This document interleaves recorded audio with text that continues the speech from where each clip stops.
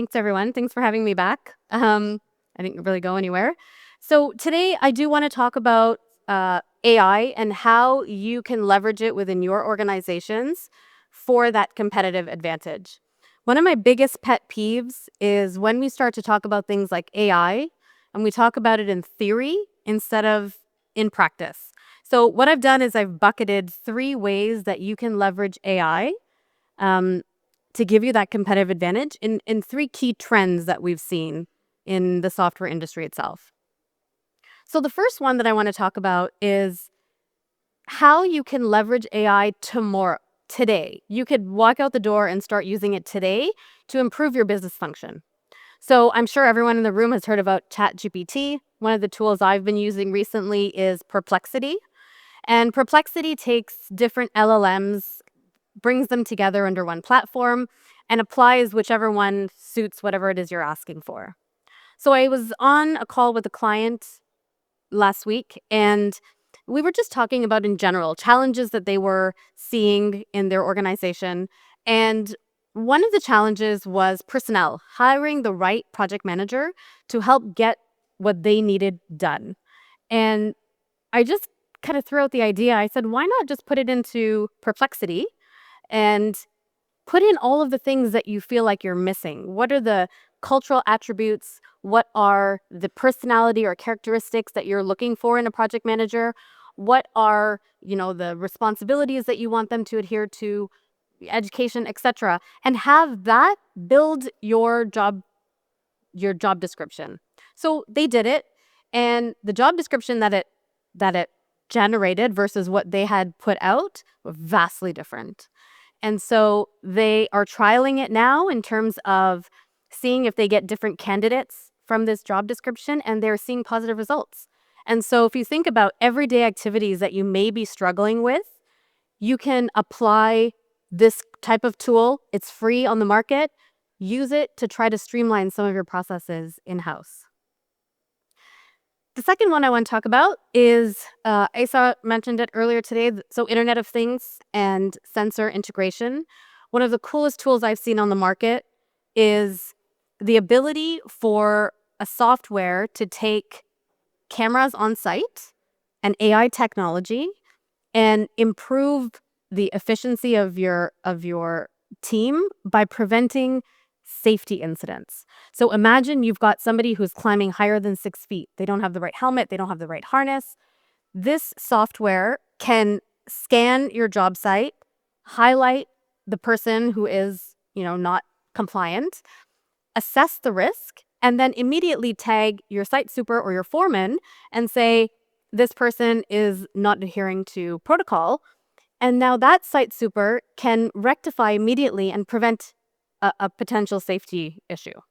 So that one to me was really cool. I think that is something that takes a little bit more on an implementation perspective for sure, but super powerful when it comes to protecting your people. So the next one that I really want to talk about, which is leveraging cloud-based platforms to improve the collaboration and the communication between key departments in your organization. And so particularly, I'm talking about your finance team and your operations team. And having them come together, use the same tool, gives you incredible advantages in understanding your data, understanding your projects. So imagine that you've implemented this type of software. You're able to do things like open it up and say, hey, Eddie, can you tell me if we have any jobs where we're losing money?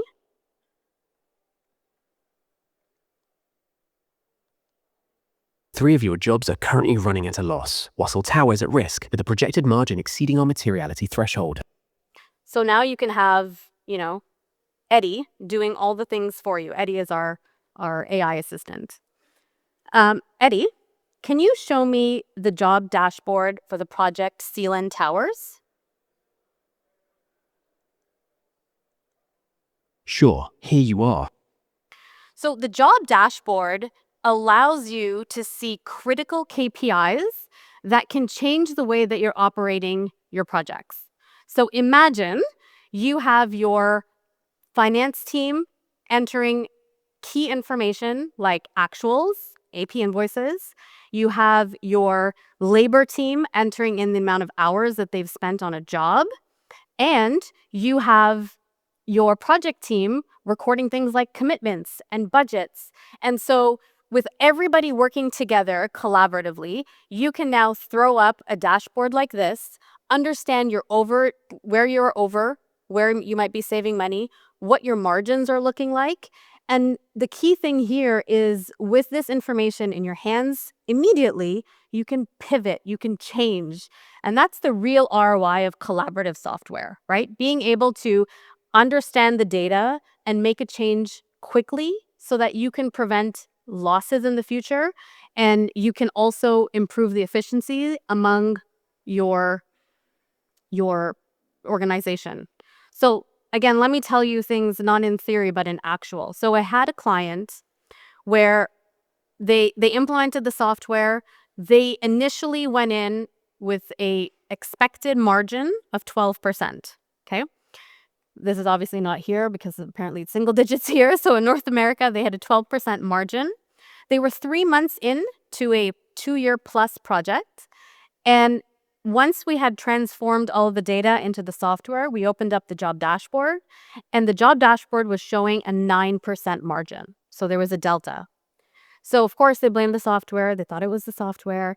And we started to look into it, and we noticed that, after looking at different areas of that dashboard, we were able to drill down and understand that there was a scope change. And so the project managers did a great job of entering in the additional cost that was going to hit the job because of the scope change. What they failed to do was enter the variation and the revenue associated with it. And so, yes, we saw a dip in margin because we forgot that critical component, but we were able to catch it almost immediately because they had the data in front of them. And because we were able to catch it immediately, they were able to go back to their client, issue the variation properly, and make sure we captured the revenue, not just the cost component. And so that's just one example. I could probably talk for hours, but the clock is ticking. One example of being able to take that really critical, immediate data and change your processes or improve them to make sure you're not missing out on things like revenue. So one of the questions I get asked always is, how do we implement this? It sounds great. My first piece of advice is start small, like I said. Use your free tools like the Chat GPTs and the Perplexities out there, and start to see the value that it can bring to you. Because that's half the game, is ensuring that your team sees the value of bringing in new digital ideas. The second thing is partner with change manage experts. Look for people like me who've done this over and over again, and pick our brains. Ask us what our secret sauce is. I will happily tell you. We're going to be outside. Come find me. Leverage those consultants to help with that change in the organization. And the last one is really important, and that is to upskill your team. Make sure that your team is armed with the latest and greatest, and they know what's out there, so that when you come to them with the prospect of changing a process because you're bringing in technology, they're less defensive. They are more willing to adapt and embrace that change and that technology. So I was able to get this under 10 minutes. I'm done. Thank you so much for listening, and I hope it was helpful.